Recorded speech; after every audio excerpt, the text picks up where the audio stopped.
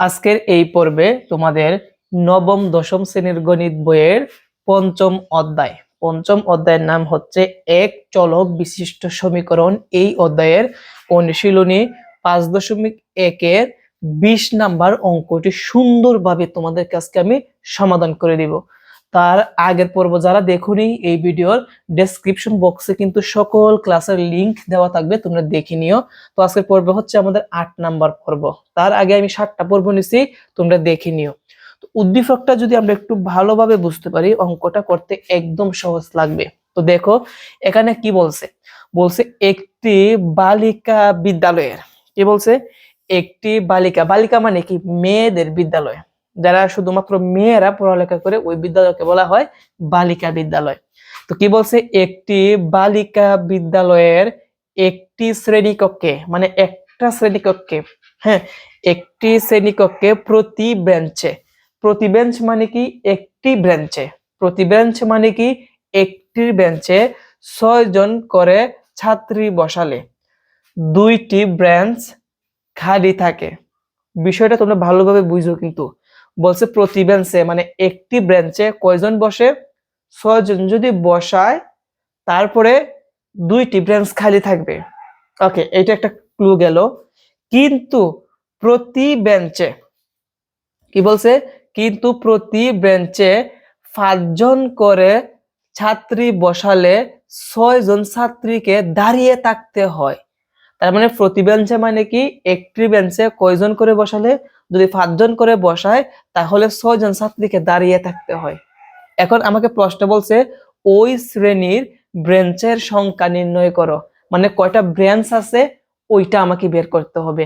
যেহেতু আমরা জানি না আমরা ব্রেঞ্চের সংখ্যা বের করব, সেইটাকে আমরা মনে মনে ধরে নিব যে ওই শ্রেণীকক্ষে এক্সটি ব্রেঞ্চ আছে। কয়টা ব্রেঞ্চ আছে? এক্সটি।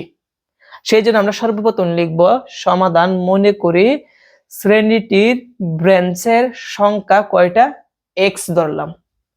এখন আমরা যদি এই গাণিতিক যে কি দেওয়া আছে, তথ্যগুলো দেওয়া আছে, এখান থেকে যদি আমরা এক্স এর মানটা বের করতে পারি, এক্স এর মান যদি 40 বের হয়, তাহলে আমরা বলতে পারবো এখানে 40টি কি আছে, ব্রাঞ্চ আছে। আমাদের কাজ হচ্ছে এক্স এর মান বের করা। যেহেতু আমাকে লাস্টে বলছে ওই শ্রেণীর বেঞ্চের সংখ্যা নির্ণয় করো, আমরা কিন্তু বেঞ্চের সংখ্যা নির্ণয় করব, এটাকে আমরা মনে মনে ধরে নিলাম ব্রাঞ্চের সংখ্যা কত, এক্স ধরে নিলাম। তারপর আমরা লিখবো যেহেতু প্রতি ব্রাঞ্চে, কি লিখবো, যেহেতু প্রতি বেঞ্চে 6 জন করে ছাত্রী বসালে 2টি ব্রাঞ্চ খালি থাকে আমরা এই পর্যন্ত লিখবো। কি লিখবো, যেহেতু প্রতি বেঞ্চে 6 জন করে ছাত্রী বসালে 2টি করে ব্রাঞ্চ খালি থাকে, আমরা লিখছি ব্রাঞ্চ খালি থাকে, সেহেতু ওই শ্রেণীর ছাত্রীর সংখ্যা মানে যে শ্রেণীটা ছিল ওই শ্রেণীর ছাত্রীর সংখ্যাটা আমাদের কি হবে। আচ্ছা, তোমাদের কাছে প্রশ্ন, একটি ব্রেঞ্চে বসে কতজন, 6 জন বসে। একটি ব্রেঞ্চে বসে কতজন, 6 জন। এখন টোটাল ব্রেঞ্চ কয়টা আমরা ধরছি, এক্সটি। তাহলে এক্সটি ব্রেঞ্চে কতজন ছাত্রী বসবে, আর বেশি বসবে।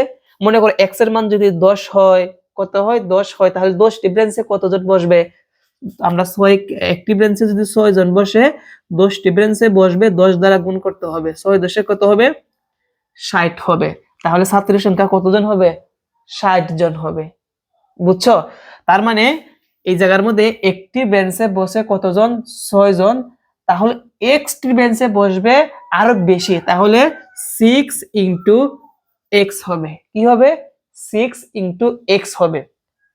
তাহলে যেহেতু এখানে 6 জন ছাত্রী বসালে 2টি বেঞ্চ খালি থাকে, এই জন্য খালির জন্য 2টা বেঞ্চ কি করতে হবে, বিয়োগ করে দিতে হবে এইভাবে।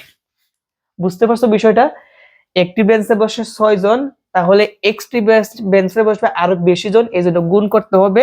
যেহেতু 2টি বেঞ্চ খালি থাকে, সেই জন্য 2টা মাইনাস করে দিতে হবে। তো এই কথাটাই আমরা এখানে লিখবো যে যেহেতু ওই শ্রেণীর ছাত্রীর সংখ্যা 6 ইনটু, আমাদের ব্র্যাকেট দ্বারা গুণ বোঝায় x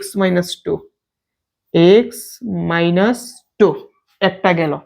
এখন আমরা দ্বিতীয় লাইনটা ফলো রাখি। দেখো দ্বিতীয় লাইন কি বলছে, কিন্তু প্রতি ব্রেঞ্চে 5 জন করে ছাত্রী বসালে 6 জন ছাত্রীকে দাঁড়িয়ে থাকতে হয়। এখন আমরা এই কথাটা লিখব, আবার যেহেতু প্রতি ব্রেঞ্চে 5 জন করে ছাত্রী বসালে 6 জন ছাত্রীকে দাঁড়িয়ে থাকতে হয় সেহেতু ওই শ্রেণীর ছাত্রীর সংখ্যা, তো প্রথম ক্ষেত্রে আমাদের ছাত্রীর সংখ্যা বের হয়েছে 6 × x-2। এখন দ্বিতীয় ক্ষেত্রে ছাত্রীর সংখ্যা কি হবে, এইটা একটু মনোযোগ দাও। এখন দেখো প্রতি বেঞ্চে কয়জন বসে, প্রতি বেঞ্চে বসে হচ্ছে 5 জন, প্রতি বেঞ্চে বসে কয়জন 5 জন, আর আগে ছিল প্রতি বেঞ্চে 6 জন, তাই না? আচ্ছা, প্রতি বেঞ্চে যদি 5 জন বসে, বেঞ্চ কয়টা x, তাহলে কি হবে x দ্বারা গুণ করতে হবে, তাহলে কি হয় 5x হবে, কি হবে 5x হবে, তাহলে 5x। আর যেহেতু এখানে আরেকটা কথা উল্লেখ আছে যে 6 জন ছাত্রীকে দাঁড়িয়ে থাকতে হয়, এটা অবশিষ্ট, এটা আমরা লাস্টে কি করে দিব, যোগ করে দিব। 6 জন ছাত্রী কিন্তু দাঁড়িয়ে থাকে, এটা অবশিষ্ট।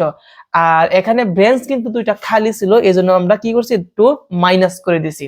ওকে, তো আমি বিষয়টা আবার বলি। প্রতি বেঞ্চ মানে একটি বেঞ্চে বসে 5 জন, তার মানে বেঞ্চের সংখ্যা হচ্ছে xটি, তাহলে xটি বেঞ্চে বসবে হচ্ছে আরো বেশি, তাহলে 5 × x সমান হবে 5x। আর এখানে যেহেতু ছাত্রী কয়জন দাঁড়ায় থাকে, 6 জন ছাত্রী দাঁড়ায় থাকে এক্সট্রা, ওইটা আমরা লাস্টে কি করব, প্লাস দিব। তাহলে এইটা দিলে টোটাল ছাত্রীর সংখ্যা বের হয়, টোটাল ছাত্রী কতজন আছে ওই শ্রেণীতে, ওইটা বের হবে। তাহলে এই কথাটা আমরা এখানে লিখতে পারি 5x + 6। তাহলে প্রথম ক্ষেত্রে আমাদের ওই শ্রেণীর ছাত্রীর সংখ্যা হচ্ছে এত, আবার দ্বিতীয় ক্ষেত্রে আবার একই শ্রেণীর ছাত্রীর সংখ্যা হচ্ছে এত, মানে এই ছাত্রীর সংখ্যা কিন্তু একই। মানে যেহেতু এখানে তথ্য দুইটা দিছে, যে প্রথম বলছে প্রতি বেঞ্চে 6 জন বসে, দ্বিতীয় ক্ষেত্রে বলছে প্রতি বেঞ্চে 5 জন বসলে পরে এই প্রথম ক্ষেত্রে দুইটি বেঞ্চ খালি থাকে, আর দ্বিতীয় ক্ষেত্রে 6 জন ছাত্রী দাঁড়ায় থাকে। তো মানে ছাত্রীর সংখ্যা কিন্তু একই, কিন্তু ক্লুগুলো দেওয়া আছে ভিন্ন ভিন্ন। তাহলে এইটা ছাত্রীর সংখ্যা, এই ছাত্রীর সংখ্যাটা কিন্তু একই, সেজন্য আমরা লিখে দিব যেহেতু ছাত্রীর সংখ্যা একই থাকবে প্রশ্ন মতে এইটা সমান এইটা, কারণ এইটাও টোটাল ছাত্রীর সংখ্যা ওই শ্রেণীকক্ষের, আবার এইটাও কিন্তু ওই শ্রেণীর কক্ষের কি একই শ্রেণীকক্ষের ছাত্রীর সংখ্যা, সেজন্য এই দুইটা কি সমান হবে। সেজন্য আমরা লিখতে পারি প্রশ্ন মতে 6 × x-2 সমান 5x + 6। এখন এই জায়গা থেকে যদি আমরা x এর মানটা বের করতে পারি, কিসের মান, x এর মানটা বের করতে পারি, তাহলে আমরা বলতে পারবো x এর মান হচ্ছে এত, আর টোটাল বেঞ্চের সংখ্যা এত। এখন এখান থেকে আমরা ইকুয়েশনটা করি, সমান আছে বা দিব। লক্ষ্য রাখি এই 6 কিন্তু ব্র্যাকেটের সাথে গুণ, তো 6 দ্বারা x কে গুণ করলে আসবে হচ্ছে 6x মাইনাস, আবার 6 দ্বারা 2 কে গুণ করলে আসবে হচ্ছে 12। আর এদিকে লক্ষ্য রাখি এই 5x টা আছে প্লাস, আমরা আচ্ছা এটা আমরা পড়ে নি, সমান যা আছে তাই রাইখা দিই। 5x + 6 আমাদের কিসের মান বের করতে হবে, x এর মান বের করতে হবে। x এর মান যেহেতু বের করতে হবে, x টা থাকবে কি বাম দিকে, আর সবগুলা ডান দিকে পাঠাই দিব। অলরেডি বাম দিকে কি আছে, 6x আছে, রাইখা দিলাম। এই 5x সমানের ডান দিকে প্লাস, বাম দিকে আনলে কি হবে, মাইনাস হবে, সমান। আর এই পাশে থাকবে কি প্লাসের 6, প্লাস চিহ্ন দিতে হয় না, এমনিতেই প্লাস বোঝায়।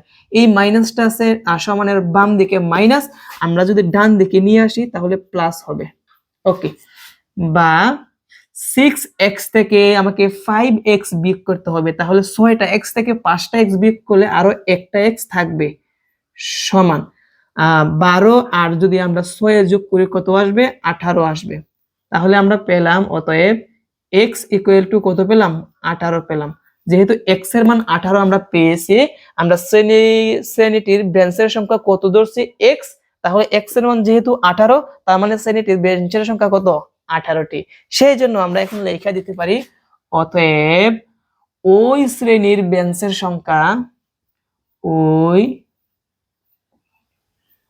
শ্রেণীর বেঞ্চের সংখ্যা কতটি, 18টি, 18টি, এবং এটি হচ্ছে আমাদের অ্যান্সার। প্রিয় শিক্ষার্থীরা, আশা করি আজকের এই ক্লাসের মাধ্যমে তোমরা এই অঙ্কটি তোমরা সুন্দরভাবে ভালোভাবে বুঝতে পেরেছো। এখানে দুইটা ক্লু দেওয়া ছিল। প্রথম ক্লুটা হচ্ছে এইটা, প্রতি বেঞ্চে এই একটা ক্লু, আবার প্রতি বেঞ্চে এই আরেকটা ক্লু। এই দুইটা ক্লু থেকে আমরা কিন্তু প্রথম ক্লু থেকে ছাত্রীর সংখ্যা হচ্ছে এতজন, আর দ্বিতীয় ক্লু থেকে ছাত্রীর সংখ্যা হচ্ছে এতজন।